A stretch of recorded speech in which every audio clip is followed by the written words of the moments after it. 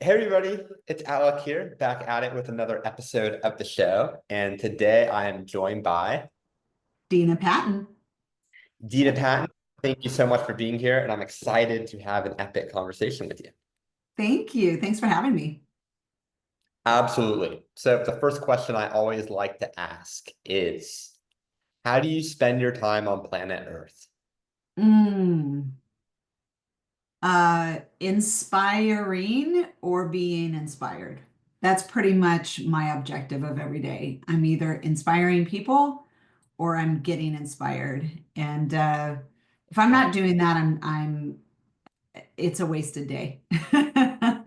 Yeah, Yeah. I So, like that. I like that answer a lot.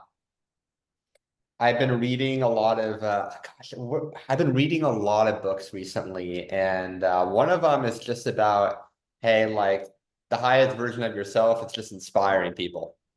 right. I think it might have been John DeMartini. Do you know who that is? Uh-huh. Yeah. I don't know what that book though is.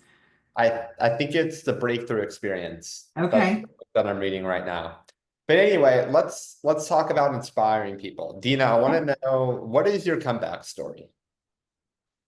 Oh gosh. My comeback story. How many times at my age I've come back a few times. Yeah. But you know what? I think my biggest comeback story was I had just sold my first business in New York City and I had a minor stroke. And Oh, that business, I wrote an article called Is Your Business Killing You?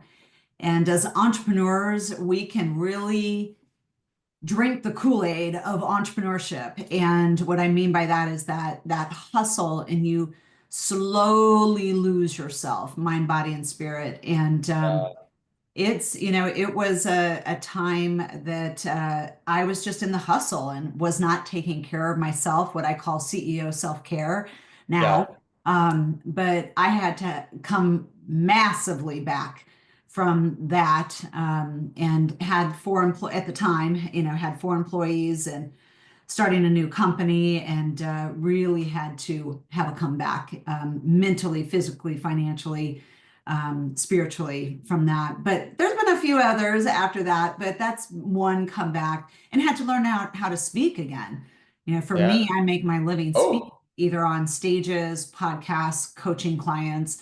I mean, I make my living speaking, and I've had to yeah. learn how to speak two times in my life. And Oh, so you have to come back. how long ago was that? Yeah. 20, 30, 26 years ago.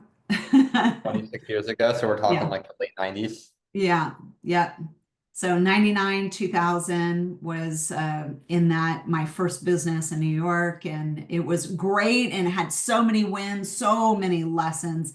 If you are in your first business, you are learning all the lessons of Yeah, of building a business and hopefully you're, know better, do better. That's the key is being an entrepreneur. You can't get stuck in the shame of it and the mistakes of it. You have to just keep learning the lessons.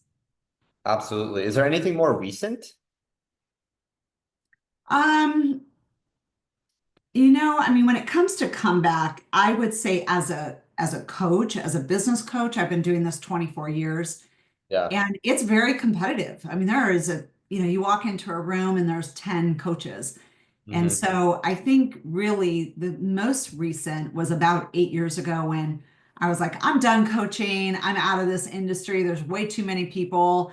And I was just looking at the competition of it Yeah. instead of looking at my own uniqueness, my own brand, and Yeah. focusing on that. And I was really already kind of down the road of quitting, kind of talked myself already into it.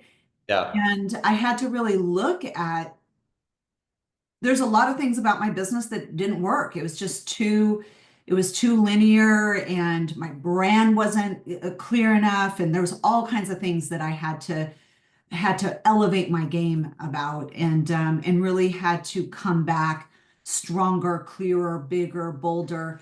And that's when I wrote my book. I redid my whole brand, my whole Yeah. website, started speaking around the world, and just it was a reinvention. And I think all of us need to, you can't get complacent and just think your brand's gonna be the same forever. And sometimes it does. It needs a reinvention and a comeback. So what specifically did that look like? Okay, so this was like 8 years ago. You're going through this thing. Hey, should I continue my business or should I not? You decide to, you start making all these adjustments. I know you spoke about the book, the branding. Can we go into a little bit more detail? Like, how did you brand yourself in order to have future success? So it's a good question because especially as a business coach, that could mean 50 things. Yeah. And up to, I had built a business, sold a business, had built lots of businesses around the world. I can coach a lot of people in a lot of things. But what I realized 8 years ago is what my brilliant lanes were. Hmm. And how do I hone in on those and get those in my branding, my marketing, have events about those, have, books about those, like make everything about those three lanes. When I did that, so that was kind of a process to figure out how do I go from these 10 things that I'm coaching down to three lanes and own Yeah. it, right? Own it and be unapologetic about it and get it in my branding and marketing. And then the three lanes is sales process, systems and SOPs, and mindset. Those are my three Hmm. lanes. So that really led the reinvention and the comeback and the clarity in my marketing. And then, everything came from that. So the new website, the book, the speaking, I speak on those three topics as a speaker. So everything really reflected those three brilliant lanes. And, I think for me, it was my headspace was, is this enough? Three lanes, Yeah. is this going to be enough to attract enough clients and have enough income? And I'll tell you, it almost like tripled my business in the first Hmm. 6 months. When you Hmm. dial down into your brilliant lane and you own it, and you get it in marketing and you get clarity around it, there's something about it that just attracts the people that need that. Right. And Yeah. so it helped tremendously. And I wasn't even ready for what was going to happen. Like I said, I was in kind of a resigned, I'm I'm I'm over this, and then that reinvention just gave me a whole new life, and whole new brand and whole new marketing. The other piece of that you asked is I got clear in my demographic, and I think Hmm. for me the people I help, and it's not Yeah. industry specific. It's my clients are between 1 million and 100 million in revenue, and they're Hmm. purpose driven entrepreneurs who are like, get out of my way, I'm changing the world. Like Hmm. that's my guy. Right. And so, and if they're not, if they're like, I'm trying to scale this business and exit in 3 years, not my guy. Hmm. It just made it real clear. So that was another clarity point that I think people miss is getting really clear. If you serve moms with toddlers, own that lane. If you serve restaurant owners, own that lane and get it in your branding and marketing. So that really helped too. Okay, okay, that's some really good insights. So I used to have a business coach that said, "Hey, you don't necessarily have a problem in your business, you have personal problems showing up in your business." So around that time, 8 years ago, I mean, what were the some of I get the strategy is important, but what were some of the mindset shifts that you personally made, and how were you actually able to make them? So I think for me, I had to I was a mom. I mean, I still am a mom. I was a mom of a daughter who was young at the time, who Yeah, was 8. At the time, around that time, my father had gotten sick. So I was also like caretaker. So I'm stretched between, these roles that we have in our life, whether it's yeah, son or daughter, husband, wife, right? All that. So, and married. So in the personal realm, I was busy and full, right? And then I'm getting resigned around my business and had to do this reinvention. For yeah. me, it's all started in mindset. It Hmm. was getting clear in my dream because I really was like, I want to be out. If it's not this, then I don't want to play. Like it's Yeah. greatness game or no game. And so Okay. for me, I really allowed myself to dream big and get clear in if I'm going to totally reinvent myself, it's got to honor my dream, my authenticity, what I Yeah. want, what I don't want. I got to cut the fat of the crap that doesn't work. Yeah. And I think it's courageous. A lot of us are scared of cutting things. And so it started with that mindset and to dream big, go after it, be unapologetic, and also getting people around us. We can't do it all ourselves, right? Yeah, for sure. So let's talk specifics. Say, hey, you have this dream. Like, was this like your ideal dream life, your dream day? Did you write it down? Like, how did you establish that?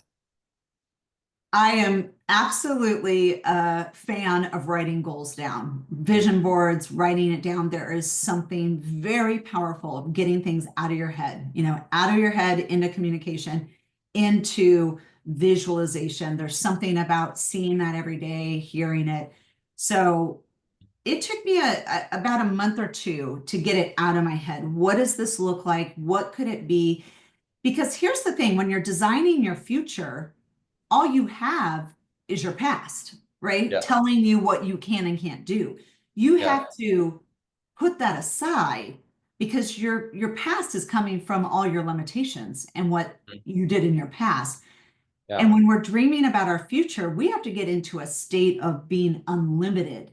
Like yeah, what will be possible? What can be possible? So I think for me, it took me a little bit of especially at that time, taking care of my father, taking care of my husband, my daughter, and allowing myself to get into the state of dreaming really big and literally sketching it from my office. This is one of my coaching studios to my brand colors. I changed my brand from green to pink and blue.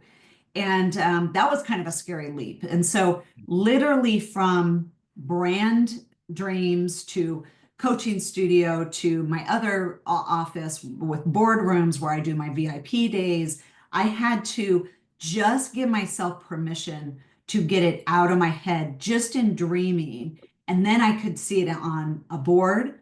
And then I yeah, hired a branding person. Then I hired my publisher to help me with my book.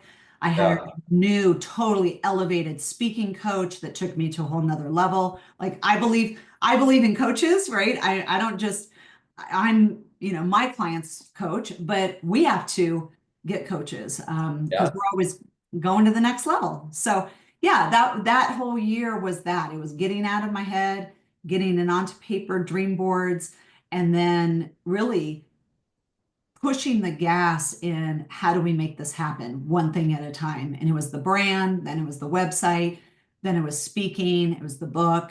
And within a year, all of it, you know, Yeah. came together. I think this is really where it starts, right? Because people are like, oh, I want my dream life, but you can't really ever have your dream life unless you know what that is, right? Oh, yeah. Clarity moves the train, confusion derails the train. Most Yes. people are just sitting derailed, thinking that clarity is going to come from like a fairy and knock them on the head. And it's like, no, no, no, you have to get clarity. You have to sit with yourself, whether it's through brainstorming or prayer or nature, like whatever your process is, journaling. You got to keep asking yourself, what do you want? Why do you want it? What do you want? What else do you want? How would you Mhm. do that? Like you just have to keep inquiring and then the answers start to flow and then they start to build and you're like, "Ooh, I can have that." And then I can have that. So Yeah. it's fun. It's fun, but you got to give yourself permission to do it. Yeah, I just feel like there's a lot of I don't know if I'd call it misinformation, but there's a lot of misleading, especially in the coaching world or the agency world, where people are just like, it's all just about the money, it seems. It's just like make $10,000 a month, make $100,000 a month, and blah, Right. blah, blah, blah. And people have this idea in their mind that, okay, that's like the only thing that really matters. And they always just start with I guess, that monetary goal in mind, as opposed to what do I actually want out of my life? Yeah. Because it's interesting, because when it's just about, I guess, the money, it's hard to be extremely intentional, which can affect how well you're able to pursue things over the long term. And also, I think the most important thing, though, is you could just end up climbing the wrong mountain, you know? 100%. Like, you could be like, oh, I did all this, and then, this actually isn't what I wanted, which I think is something that a lot of people fall under. I Yeah. mean, you included, Yeah. right? When we talk Yeah. about your first business and you almost died, Yeah. right? I was chasing the next sale, and one of the worst habits I was doing in my first business, but then I've seen 5,000 times since in my clients, is they're chasing the next client and they're Yeah, chasing the next yes. And they're not discerning, is this client a fit for me or not? yeah. And, once I gave myself permission to repel people in my marketing and decline people in the sales process, because here's the thing, if I work with someone, it is because it's 100% a match. If Yeah, it's not, I refer them out. And when we have that discernment, that's an energy. It's a greatness mindset, is what I call it, because smallness mindset is coming from that scarcity, and it wants every dollar because it doesn't believe there's a dollar after that dollar. But in yeah, greatness, you're like, I'm going for fit and alignment. When it's a totally different game. And so that stroke was my blessed interruption. It completely changed how I saw business and did business. I needed it to happen because going into this business, I mean, I would have been working with horrible people. mhm, That, there's a lot of people in this world that are chasing the dollar. And for me, I work with people who are out to change the world. They have amazing organizations, amazing companies, and they are doing great work and killing it revenue. Our revenue is just a mirror of our impact. So when you're out to make a huge impact, you're going to naturally make a lot of money because your impact is big, mhm. revenues.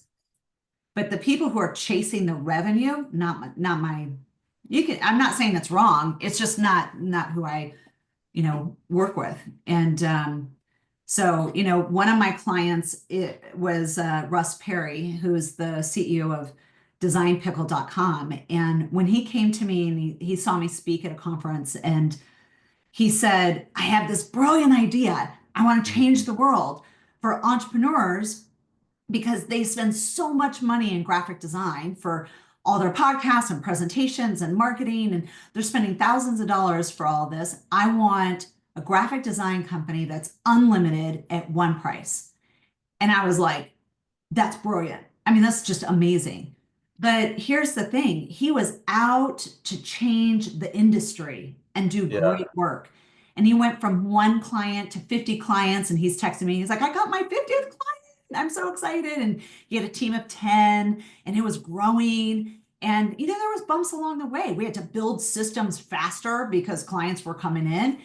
And all of a sudden, he went to 100 employees and then 400 employees.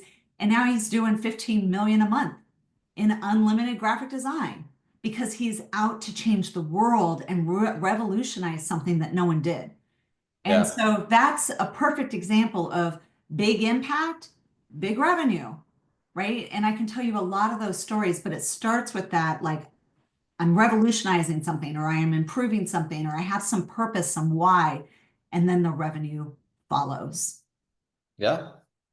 And a lot of people would say, oh, that's easy for you to say, Dina, because you already had success and your clients have already had financial success. But for the people that are financially constrained, they got to pay their rent, they got to pay their bills. Um, what is your advice to these people who maybe they do want that dream, they do want to work with the best clients, but right now they might have to just settle for what they can get? Or is that Mhm. just a mindset? I think it's both. So it's Mhm. a settling is a mindset. It's a smallness mindset is what I call it. And, Yeah. in my book, I talk about the difference between smallness mindset and greatness mindset. And greatness is all about your gifts and your purpose and your value. Smallness is all about comfort and safety. Mhm. And they fight each other every day for you. And you get to choose to listen to smallness or listen to greatness. Yeah. Now, as a small business owner, there is, we don't all just start out with, multi-million dollar businesses killing it. We Mhm. all start somewhere with one client, right? I did, Mhm. Russ did, that first client, he was so excited. I mean, it's a big deal when you get your first client.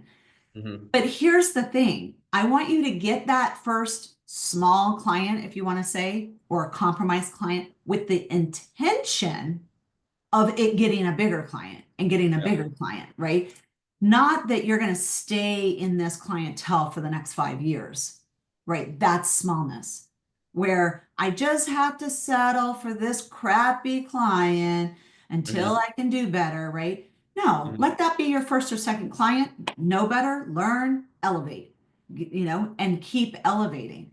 So greatness is that mindset that I'm going to learn.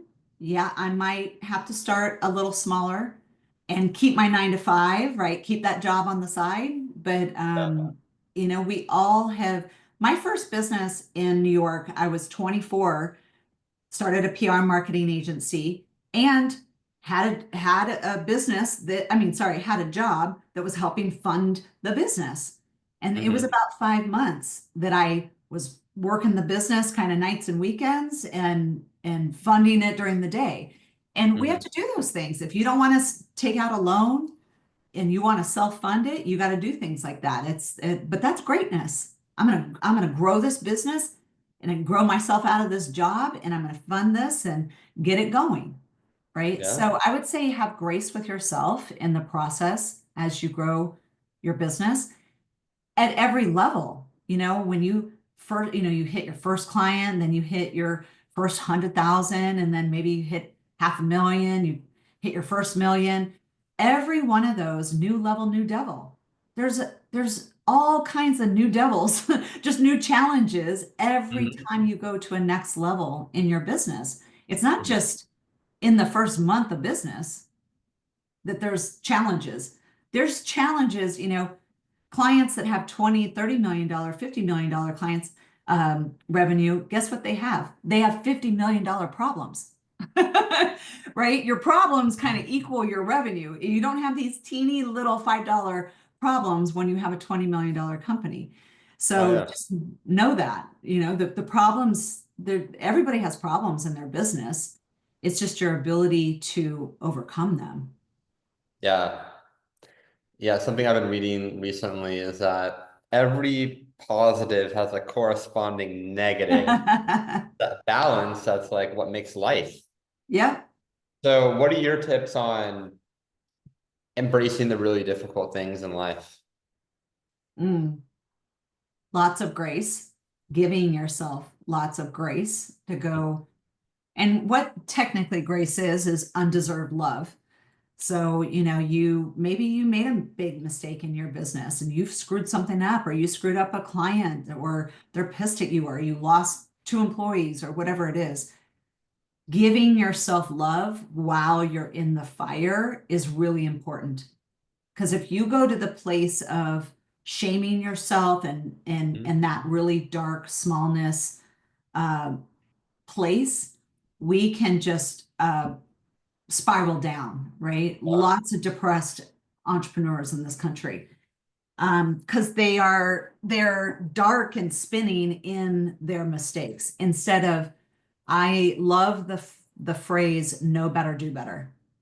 Mhm. You made the mistake, you got to learn the lesson, know better, and then do better, and then keep going because Yeah. your business will die without you leading it. So Mhm. lots of lessons, know better, do better, lots of grace.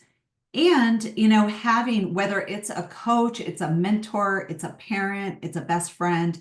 someone that can cheerlead you, help you, support you not only in the good times, but in the bad times. Because Yeah. they're coming. Like it's just like if you think that owning your own business is all cherry pie and easy, it's not. It is not. I own my coaching and consulting business, and I own a nonprofit, and they both have equal amounts of huge wins and successes, and they both have problems and issues. But it's, I think, our ability to adapt, right? Dance in the duality of like, oh, I had wins today and I had this issue today, or I'm going through this challenge and I have wins. And I think we all have to look at our successes and our wins equally to all the challenges and the ability to, adapt and see them both. It's Yeah. really important. Almost like giving gratitude to the negative things that have Yeah. happened throughout the day as much as the positives, because there's lessons to learn and everything. Yeah. As I said, my stroke, I very much, for I think the first month, was very much stuck in that victim. Why me? I'm too young. This screwed up my business, all of that. And then I soon realized, say thank you, not F you. And because I had to see the lessons in it, it really saved the rest of my life. Yeah. And it really not only saved my life, but I created one of the things that I had to take responsibility around was I did this to myself and Yeah. it's no one else's fault. And I think some of us can get in a blame game and blame other people instead of taking radical responsibility. And I had to look at my own habits and look at how I did it to myself. And then I created CEO self care and I got myself on mind, body, spirit self care. Mhm. And then I require that of every client that I work with. And, this world of entrepreneurs, we are really good at killing ourselves with bad habits. And there's been a lot of people that CEO Self Care has not only helped them, saved them, but built their business. When you're showing up to your business Mhm. super strong, super clear, super creative and innovative because you're taking care of yourself, you build a different business than if you show up completely exhausted all day long, right? Yeah. So that fueled greatness, it does build your business. So it's really important. Yeah. Really great insights, Dina. So I have one last question for you. Let's say it's the end of your life. You've done everything that you've wanted to do. The books, the success, the podcast, just everything, Yeah. spiritually, emotionally, financially, all of it. However, it's the end of your life, and for some reason, there's nothing to show for it. It's all been destroyed. However, you have a microphone where you can broadcast to the entire world three Oh, things oh that you God. know to be true about the world around you. What do you Mm, tell the people? oh my gosh. Wow. I needed to prepare for this. But nobody does, and that's the fun of it. That's the fun of it. One, I would say God is real. Just Hmm. that's just period. God is real and he loves you. And two, you're amazing. You don't need things to um, fill your legacy. You don't need a building with your name on it or a book. We don't need those external things are great and they're delivery platforms for our gifts and our greatness, but that they're not who we are. Hmm. How we make people feel is really our legacy and not the Yeah, physical things. And three, I would say, whatever time I had left, I'm all about fun. So I would be scheduling a lot of fun as much time as I had left. For me, I am all about as long as we're on this planet, we need to be having fun and yeah, scheduling that because I think that we don't have enough play and fun in our lives. absolutely. Those are all straightforward, powerful. Dina, thank you. Where can the people find you? Yeah, at my website, super easy. You can find my book, my services, my social, all at denapatton.com, Dena Patton, like generalpatton.com. Amazing. Well, Dina, thank you so much for being on the show. It was awesome. Thank you. Thank you. Thanks for having me. Thanks everybody for listening.